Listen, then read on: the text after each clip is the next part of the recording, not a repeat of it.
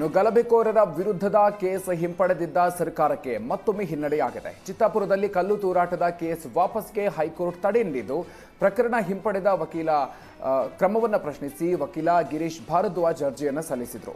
2019ರಲ್ಲಿ ಚಿತ್ತಾಪುರದಲ್ಲಿ ಅಕ್ರಮವಾಗಿ ದನಗಳ ಸಾಗಾಟದ ವೇಳೆ ಪೊಲೀಸರು ವಾಹನವನ್ನು ಸೀಸ್ ಮಾಡಿದ್ರು. ಇದನ್ನು ಖಂಡಿಸಿ ಕಿಡಿಗೇಡಿಗಳು ಪೊಲೀಸ್ ಠಾಣೆ ಮೇಲೆ ಕಲ್ಲು ತೂರಾಟವನ್ನು ನಡೆಸಿದ್ರು. ಕ್ರಮಕ್ಕೆ ಮುಂದಾದ ಪೊಲೀಸರು ಕೇಸ್ ದಾಖಲಿಸಿ ಚಾರ್ಜ್ ಶೀಟ್ ಅನ್ನು ಹಾಕಿದ್ರು. ಬಳಿಕ ಸರ್ಕಾರ ಈ ಕೇಸ್ ವಾಪಸ್ ಪಡೆದಿತ್ತು. ಈ ಸರ್ಕಾರದ ಕ್ರಮವನ್ನು ಪ್ರಶ್ನಿಸಿ ಹೈಕೋರ್ಟ್ಗೆ ವಕೀಲ ಗಿರೀಶ್ ಅರ್ಜಿಯನ್ನು ಸಲ್ಲಿಸಿದ್ರು. ಆದರೆ ಪ್ರಿಯಾಂಕ್ ಖರ್ಗೆ ಮನವಿ ಮೇಲೆ ಸರ್ಕಾರ ಕೇಸನ್ನ ವಾಪಸ್ ಪಡೆದಿತ್ತು. ಮ್ಯಾಜಿಸ್ಟ್ರೇಟ್ ತೆಗೆದುಕೊಂಡ ನಿರ್ಧಾರವನ್ನು ಪರಿಶೀಲಿಸುವ ಅಗತ್ಯ ಇದೆ.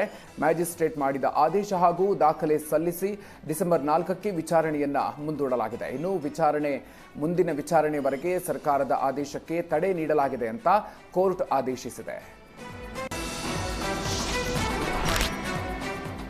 ಸುಪ್ರೀಂ ಕೋರ್ಟ್ನಲ್ಲಿ ಮೇಕೆದಾಟು ಯೋಜನೆ ಪರ ತೀರ್ಪು ಬಂದ ಬೆನ್ನಲ್ಲೇ ಡಿಸಿಎಂ ಡಿಕೆ ಶಿವಕುಮಾರ್ ಮಹತ್ವದ ಸಭೆ ಕರೆದಿದ್ದಾರೆ.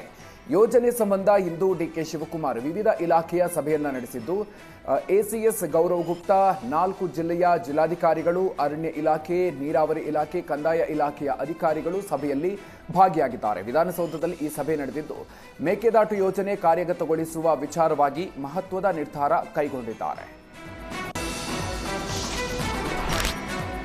ರಾಜಧಾನಿ ಬೆಂಗಳೂರಲ್ಲಿ 28ನೇ ಟೆಕ್ ಸಮ್ಮೇಳನ ನಡೀತಾ ಇದೆ. ಬೆಂಗಳೂರು ಇಂಟರ್ನ್ಯಾಷನಲ್ ಎಕ್ಸಿಬಿಷನ್ ಸೆಂಟರ್ನಲ್ಲಿ ಕಾರ್ಯಕ್ರಮ ಆಯೋಜಿಸಿದ್ದು, CM Siddaramaiah, DCM DK Shivakumar, MB Patil, Priyank Kharge ಸೇರಿದಂತೆ ಸಚಿವರು, ಅಧಿಕಾರಿಗಳು ಭಾಗಿಯಾಗಿದ್ದಾರೆ. ಇಂದಿನಿಂದ 20ರವರೆಗೆ 3 ದಿನ ಈ ಟೆಕ್ ಸಮಿಟ್ ನಡೆಯಲಿದ್ದು, ಸಿಎಂ ಸಿದ್ದರಾಮಯ್ಯ ಕಾರ್ಯಕ್ರಮವನ್ನು ಉದ್ಘಾಟಿಸಿದ್ರು. ಸಮಿಟ್ನಲ್ಲಿ 100ಕ್ಕೂ ಹೆಚ್ಚು ಸಭೆಗಳು, 500ಕ್ಕೂ ಹೆಚ್ಚು ಜಾಗತಿಕ ಭಾಷಣಕಾರರು, 1000ಕ್ಕೂ ಹೆಚ್ಚು ಪ್ರದರ್ಶಕರು, 15,000ಕ್ಕೂ ಹೆಚ್ಚು ಜನ ಭಾಗಿಯಾಗಿದ್ದಾರೆ. ಇನ್ನು 60ಕ್ಕೂ ಹೆಚ್ಚು ದೇಶಗಳ 50,000ಕ್ಕೂ ಹೆಚ್ಚು ವಾಣಿಜ್ಯ ಸಂದರ್ಶಕರು ಭಾಗಿಯಾಗಿದ್ದಾರೆ. ತಂತ್ರಜ್ಞಾನ ಮತ್ತು ನಾವೀನ್ಯತೆ ಮೂಲಕ ಭವಿಷ್ಯ ರೂಪಿಸುವ ಧ್ಯೇಯಕ್ಕೆ ಅನುಗುಣವಾಗಿ 10 ವಿಚಾರಗಳ ಗೋಷ್ಠಿಗಳು ನಡೆಯಲಿದೆ. ಇನ್ನು ಕೃತಕ ಜಾಣ್ಮೆ, ಎಐ, ಕ್ವಾಂಟಮ್ ಕಂಪ್ಯೂಟಿಂಗ್ ಮತ್ತು ಜೈವಿಕ ತಂತ್ರಜ್ಞಾನದಂತಹ ಗಮನಾರ್ಹ ವೈಜ್ಞಾನಿಕ ಸಂಶೋಧನೆ ಅಥವಾ ಎಂಜಿನಿಯರಿಂಗ್ ನಾವೀನ್ಯತೆ ಆಧರಿಸಿದ ಕಂಪನಿಗಳು ಮತ್ತು ನವೋದ್ಯಮಗಳನ್ನು ಸ್ಥಾಪಿಸಿ ಬೆಳೆಸುವ ಉದ್ದೇಶದ ದಶಕದ ಮಹತ್ವಾಕಾಂಕ್ಷೆಗೆ ಪೂರಕವಾಗಲಿದೆ. ಲಾಂಚ್ ಆಗಿದೆ. ಮೊದಲನೇದು ನಮ್ಮ ಮಾಹಿತಿ ತಂತ್ರಜ್ಞಾನದ ನೀತಿ, IT ಪಾಲಿಸಿ ಮತ್ತು ಸ್ಪೇಸ್ ಟೆಕ್ ಪಾಲಿಸಿ ಕೂಡ ಇವತ್ತು ರಿಲೀಸ್ ಆಗಿದೆ.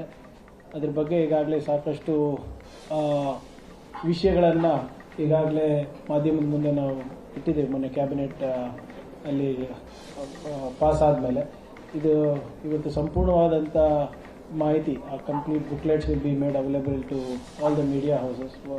ಒಂದನೇದು. ಎರಡನೇದು, ಶರತ್ ಅವ್ರು ಹೇಳಿದಂಗೆ ಬ್ಯಾಂಗ್ಳೂರ್ ಟೆಕ್ ಸಮಿಟ್ನಲ್ಲಿ ಲಾಂಚ್ ಆಗಿದೆ.